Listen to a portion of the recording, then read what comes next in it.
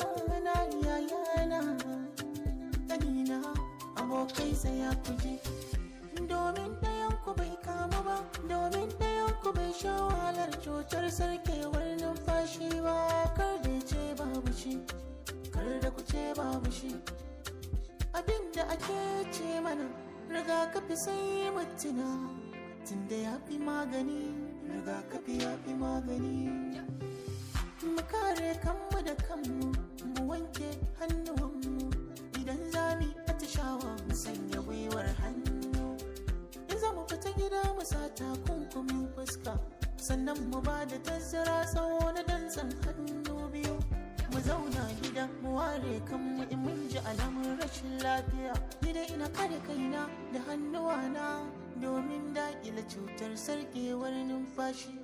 Assalamu alaikum, sunana Yakson Ibrahim KTV daga Katawut. Assalamu alaikum, sunana Yusuf Yakuwa daga kamfanin YYM Multimedia. Assalamu alaikum, sunana Mubarak Azland daga kamfanin YYM Multimedia. Ku kasance da mu. Ku kasance tare da mu. YYM Multimedia. YYM Multimedia. YYM Multimedia. Ku kasance da mu domin samun bidiyoyinmu masu mahimmanci. Na godiya. Ku kasance tare da mu domin kawo muku sababbin shirye-shirye. Wannan kamfani na YYM Multimedia yana miƙa muku saƙon gaisuwa.